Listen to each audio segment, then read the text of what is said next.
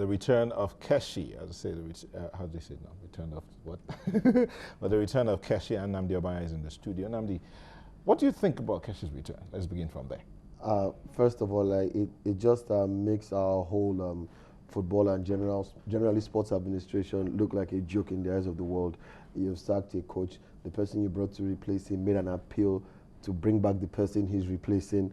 Then we also have word that Giwa, as one of the conditions for withdrawing his petition, said Keshi must be brought back, whereas the new NFF board, their Magic Pinning board, had said they were going to look into getting somebody else, most likely a foreign coach, but that Amodu and the caretaker team who they appointed will take over. Now that caretaker team, along with everybody they brought in, has been taken out and Keshi is back. We're hearing orders from above, which, if we forget, this whole problem started because of orders from above, which FIFA did not approve of. Okay, now hold on there. Amodu appealed for Keshi to be brought back. Yes.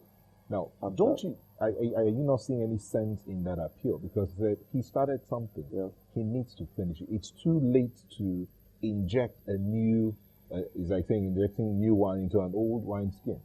That would have made sense prior to his appointment.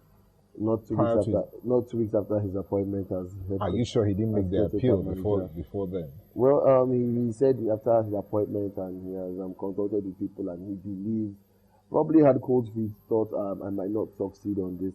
But the problem now is that Keshi has begun to overstep some boundaries.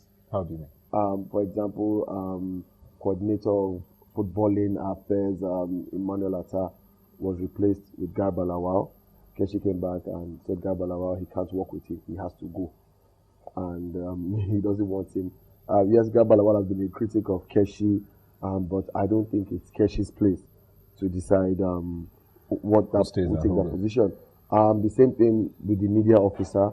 Ben Alaya had been replaced by Toyin Bitoye. That too has been reversed. Now, my issue is this. If we were to think of football in a manufacturing context, Keshi would be a production manager in charge of a production line, and his product would be the Super Eagles. Whoever's handling the Super Falcons will be the line manager for Super Falcons. Now, the line manager for production for a particular product does not decide who his marketing or PR officer is. That's another manager in his own right. Yeah. That's decided by the overall boss, who in this case is the NFF board. Decide who handles PR, who handles production. The product is Super Eagles now, who's handling that. So you should now form a team and work together to make things work for you in terms of pushing out information on Super Eagles, coordinating tickets, visas, if you're handling all the other footballing matters, making sure invites are sent out.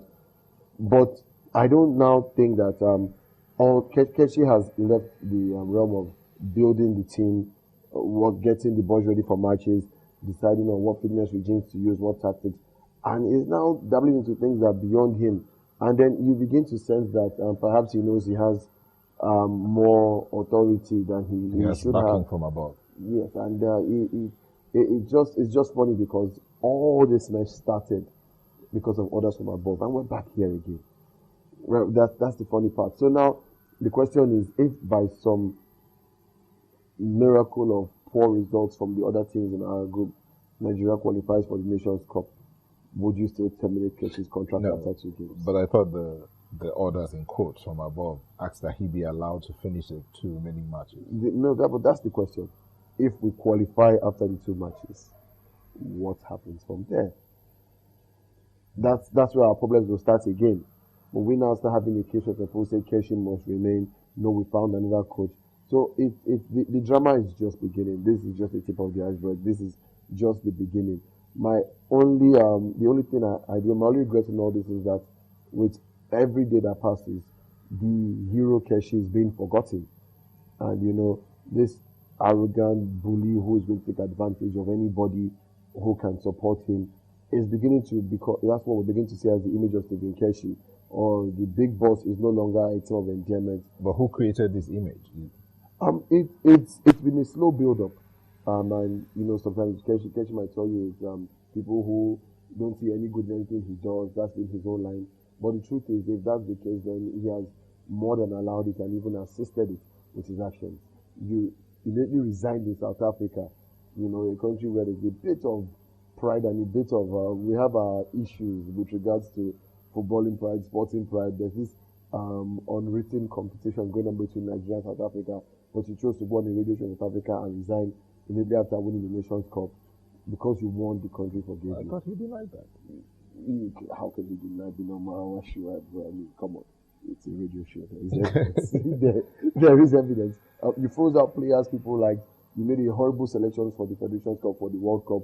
People forgave you. You're rebuilding. You took some questionable characters, put them in the squad. You were forgiven. You kept on being, you're forgiving. But now, with every little thing you do, the number of people who will forgive Keshi is getting smaller.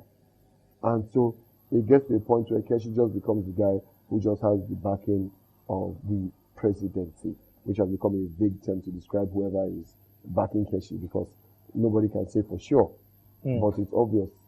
You know, some people will argue with you that Keshi is just fighting back, having been pushed to the wall for too long. He's just fighting back, and this fight he's engaged in would create a better platform for those that are going to take over from him. Well, the truth is, what exactly is he fighting? What battle is a decayed system in the NFF, a set of administrators that appear not to know what they want, and they're just focused on filling their pockets. That would make sense if he himself didn't have questions. He's not coming to equity with clean hands. I mean, you have stories of players making the team because their agents are friends of people in the coaching staff. So if he's going to fight a battle, he too has to keep clean hands. I mean, he's throwing stones at the glass house and he's in one himself. So if he's fighting the battle of, you've not paid my salaries, you're making noise about that, the press will make noise, people will make noise.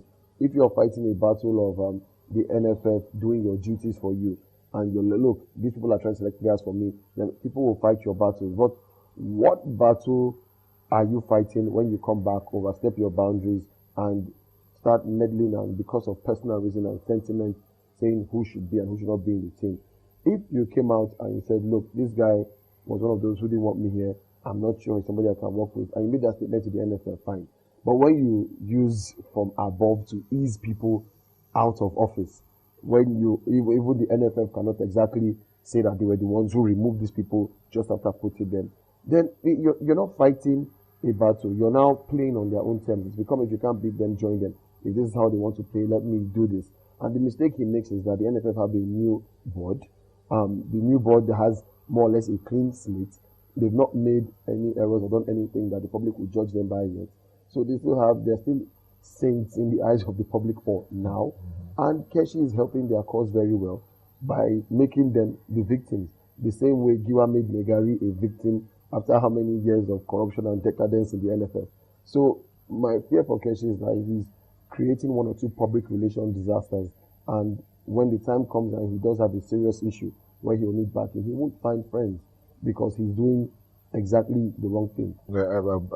Some people would like to disagree there. Alex Agaji says the return of Keshi is a sign that we're going to qualify and retain the cup. The coach, foreign coach, is not the solution. If you remember, I've never been an advocate of foreign coach. Yeah. I think that we need to improve the production line in Nigeria. My problem is I'm not even looking at this as a local or foreign coach matter. You know, it's just how people are going about this. But let me throw out a hypothetical question right now. Imagine the NFF got tired of this and appealed to FIFA that Keshi was being backed by the federal government and government was meddling in Nigerian football again. Do you think FIFA will have patience with us this time after threatening us with 2 successive bans? So it's not about Keshi or whether we can win the cup. But can the NFF risk going on a ban and how do you put it, an indefinite ban, because that's the threat from FIFA? Can the NFF risk it? It depends on it depends on if they're ready to cut their losses. By the middle of next year, I think either March or May, FIFA would have their extraordinary congress and they would revisit the matter. All they have to do is sit tight and wait till that time. Keep running their state FAs, keep running whatever they were running till that time. But would the government be willing for Nigeria to be banned for any period whatsoever? That's the card the NFF will be playing. Is the government willing to let us get banned, or will they step up from behind Keshi and let the NFF take matters into their own hands?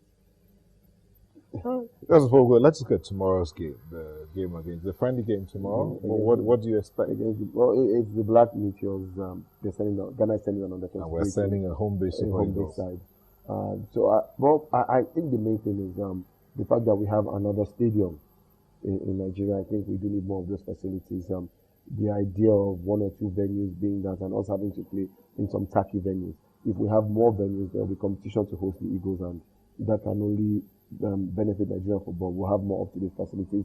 I think it's a good initiative, and I think it's fun just to watch a Nigeria-Ghana game.